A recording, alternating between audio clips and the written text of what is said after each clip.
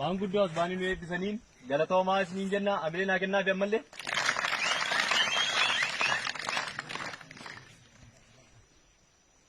Haasawaa gabaabaa dhimma warra eebbifameenis kan wal qabatu dhimma uummata naannoo kanaa bu'aa bahii hedduu keessan wajjin darbeetiinis kan wal qabatu yaala abbaa qalaadiitiin iddoo kanatti isiniif dhiyaataa kabajaadhaan abbaa qalaadii gara waltajjiitti dhiyaatee.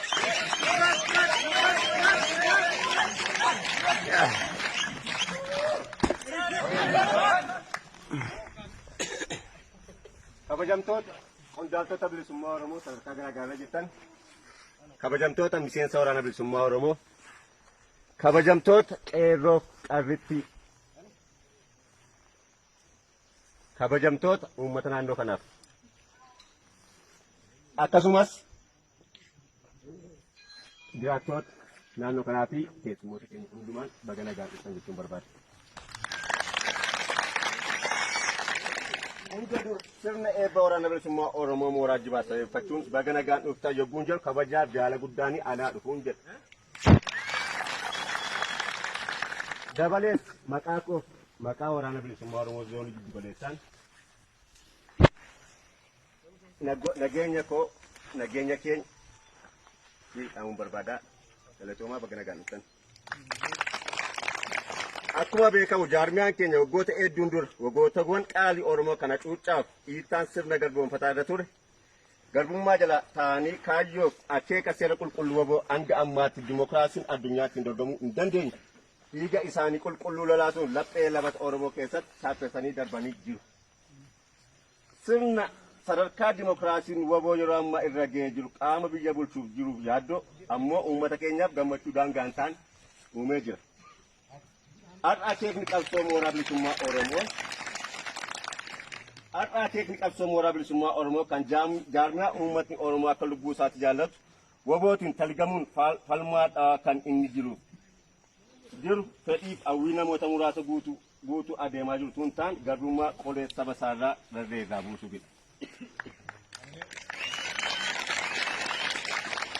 Sabni keenyas akka sabaatti kaayyoof akeeka qabsoo bilisummaa Oromoo irraa barbaadu kaffalee kaayyoof akeeka waboo jalatti qabatamaatti dhiiroon imala qabsoo waraana bilisummaa Oromoo milkeessuu irratti argama.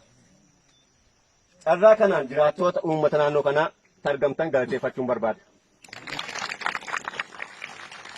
Galanni keessan bilisummaa baraan dheebochaa turtan argadhaa isiniin jechuun barbaada. Adeemsa ijibbaataa haala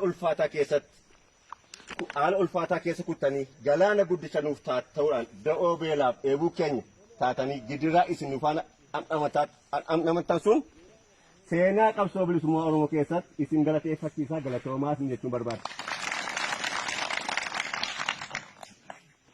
Qeerroof qarree bilisummaa Oromoo milkaa'ina guyyaa har'aa kanaaf faayaa humna keessanii waan taataniif galanni isiniif mala. Qeerroon bilisummaa Oromoo wabii handhuura qabsoo bilisummaa Oromoo ta'uu keessan qabatamaatti addunyaatti agarsiisanii jiru.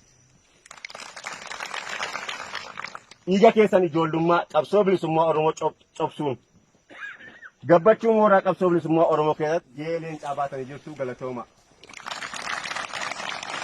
Har'as qabsoon bilisummaa Oromoo galfata isinitti kennaa jirti. Har'as qabsoon bilisummaa Oromoo galfata guddaa isinitti kennaa jirti.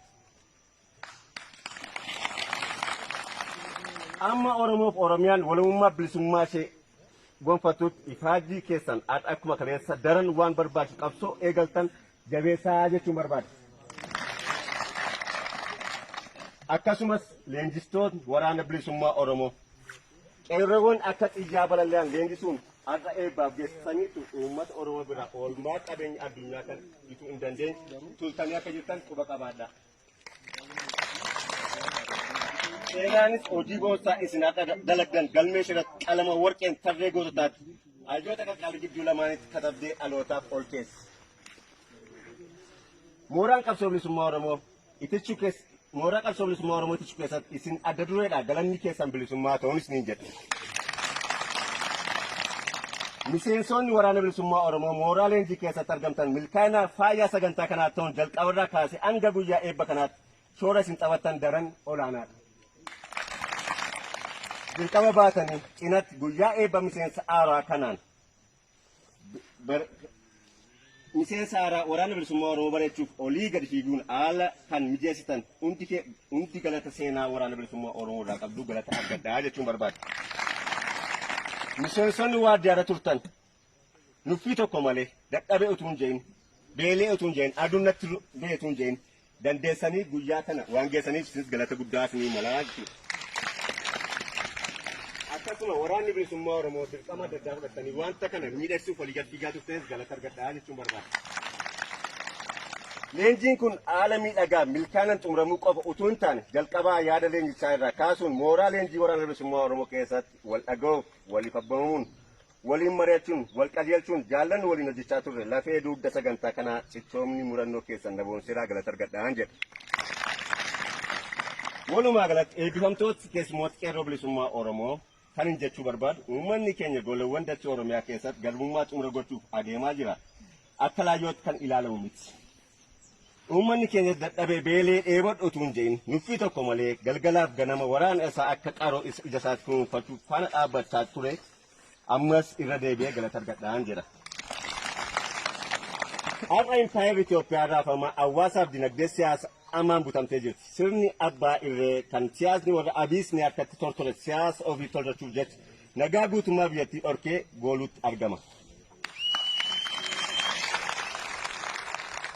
Waraanni keenya siyaasa tortoraa ajaan isaa uummata biyyatti goolaa jiru kana hundeen urgufachiisuuf gogsuun fardiidha.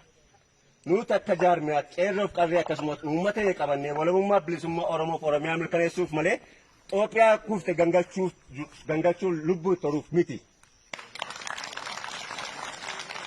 Har'a woboon adeemsa ajaa'ibaarra jira. Kana booda humni dandeessa dhaabu hin jiru. Kanaaf uummanni keenyas ta'e qeerroof qarreen bilisummaa Oromoo akkuma kanaan duraa baran waraana isaaf jedhee ganna beelaan boon ammoo dheebuun waadamee isa jiraachisaa jiru kana cina dhaabbachuun ammayyummaadha. Eebbifamtoota har'aaf dhaamsan aan barbaadu kaleessa qeerroo yeroo qeerrummaa keessanii dirqama Oromummaa harka keessan duwwaa hamilee guutuun baachaa turtan. Har'a immoo mooraa woboo seentanii ogummaaf goomummaa argattan dirqama lammummaa hamilee guutuun baachuuf irbuu yookaan amaanaa saba ofii fuutanii obsaaf murannoof kutannoon akka galmaan geessan abdii saba keessanii isinirraa qabu akka milkeessan isiniif dhaama.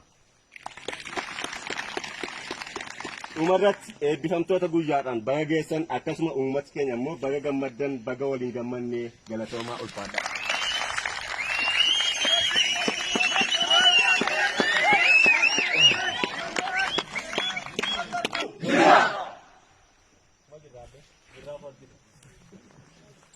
Ayyee tartiib sagantaa keenyaa akkuma itti fufeetti jira amma nama as keessa Fulbaana isin bohaartu jira.